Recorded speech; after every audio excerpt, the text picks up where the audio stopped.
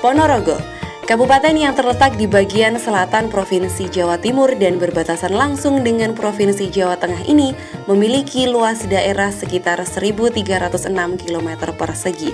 Berbatasan langsung dengan Kabupaten Madiun, Pacitan, Magetan, Trenggalek, dan Wonogiri, kota tempat di mana kesenian reog ini berasal memiliki banyak objek pariwisata. Sebut saja seperti Telaga Ngebel yang terletak di kaki Gunung Wilis, Grebek Suro yang merupakan pesta rakyat Ponorogo setiap tahun baru Hijriah, Festival Bantarangin, dan tentunya masih banyak lagi. Selain itu, keunikan yang ada di kota ini adalah adanya patung yang berkaitan dengan seni reog di setiap bundaran kota, yang konon katanya ada juga filosofi tersendiri dari patung-patung tersebut.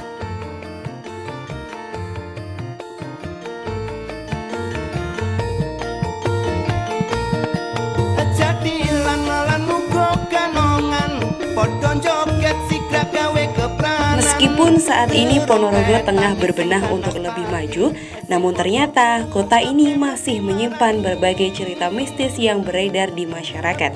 Salah satunya adalah cerita dari dua desa yang tidak bisa menyatu dengan berbagai macam alasan.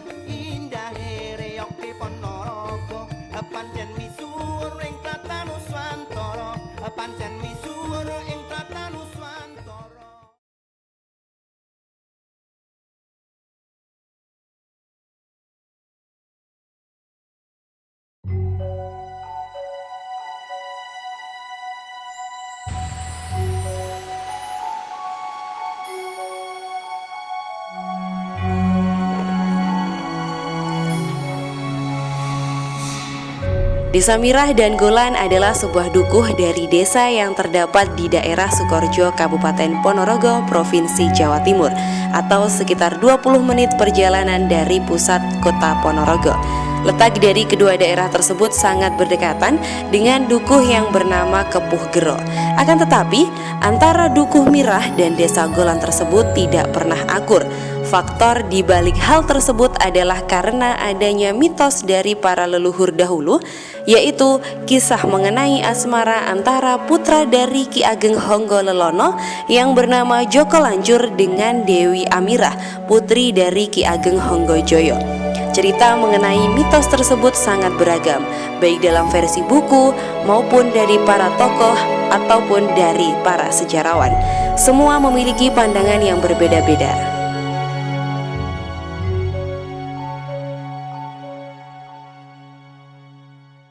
Asal-usul dari fenomena tersebut diawali dari Ki Ageng Honggolono, yaitu kepala desa Nggolan yang memiliki kedikdayaan yang tinggi, memiliki seorang anak laki-laki yang bernama Joko Lanjur yang gemar sabung ayam.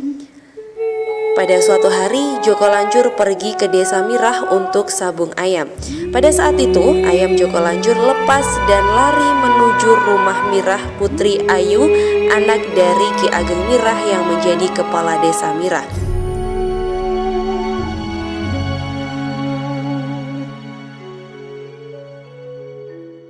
Joko Lanjur dan Dewi Amirah pun saling jatuh cinta. Joko Lanjur pun meminta ayahnya Ki Honggolono untuk meminang Mirah Putri Ayu. Kalau istilahnya pun antarane Golan kali pundi niku Mirah niku tunggal guru. Terus antarane Golan kali Mirah niki gadah putra, sing Golan putrane Kagung, sing Mirah putrane Putri. Terus putrane Golan niku dolan teng kene cara sederek saking bapake niku wau teng mriki teng Mirah niku. Kepanggih putrane Ki Ageng Mirah sing nami Amira niku lah. Terus aku putra sing Ki Ageng Golan niku kepengin rabi kali antarane putrane Ki Ageng Golan karo Ki Ageng Mirah. Tapi berhubung untuk napa niku antarane Golan kali Mirah mboten untuk menolak perkawinan itu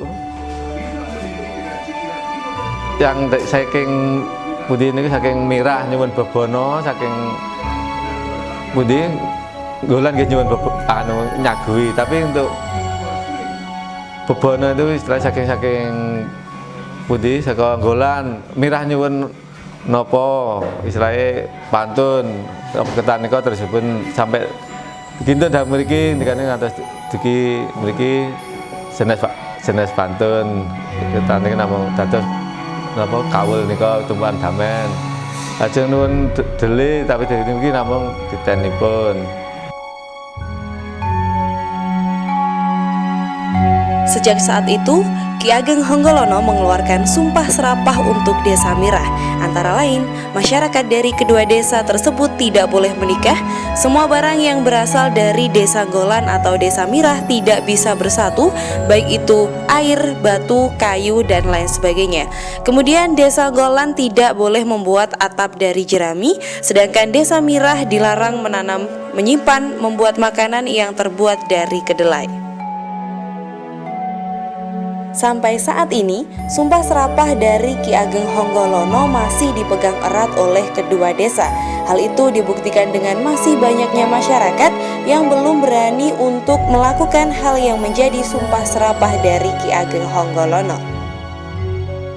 Salah satunya adalah aliran sungai di antara kedua desa tersebut turut menandai perselisihan antara Desa Golan dan Mirah, bagaikan air dan minyak. Air yang berasal dari kedua desa tersebut tidak bisa menyatu meskipun dalam satu tempat. Selain itu, ada berbagai fenomena-fenomena aneh yang tidak bisa diungkapkan oleh akal sehat. Di antaranya, apabila ada orang Desa Mirah sedang menumpuk jerami hasil panen, seketika itu jerami tersebut langsung terbakar. Sebaliknya, apabila ada orang Golan melaksanakan hajatan lalu disinggahi orang Mirah, maka makanan yang diolah di dapur tidak akan matang dan lampu penerangan resepsi menjadi tidak menyala. Sing mboten asal nggih, kacang ijo, dele, ketan ireng, ketan gudel niku mboten pareng. Nek mriki niku nggih asal tanem ya asal. Tapi sing nanem niku wae nggih duka.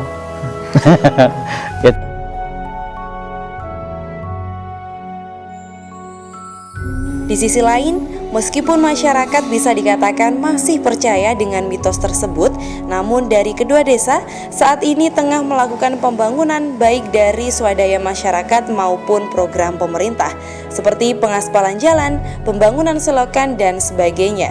Perekonomian di kedua desa ini pun bisa dikatakan sudah mengalami kemajuan. Hasil lain petani itu ada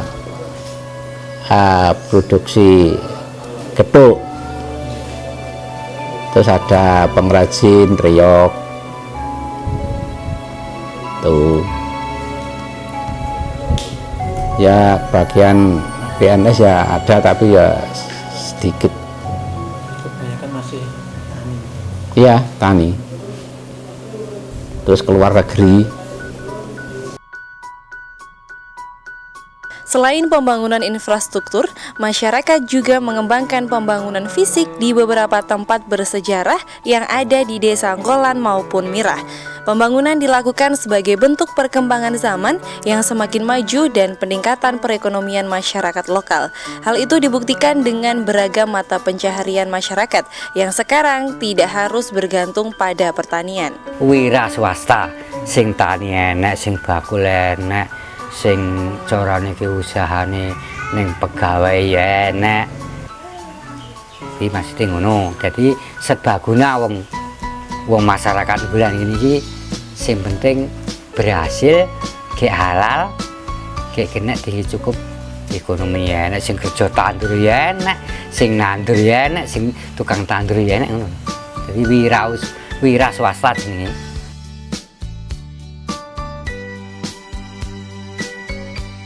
Walaupun di Desa Golan dan Mirah sekarang sudah banyak mengalami perkembangan, tetapi masyarakat masih berpegang teguh dan mempertahankan mitos dan tradisi yang ada di kedua desa tersebut.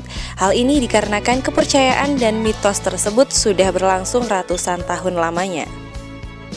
Sesungguhnya sumpah seseorang itu tidak akan berlaku sepanjang masa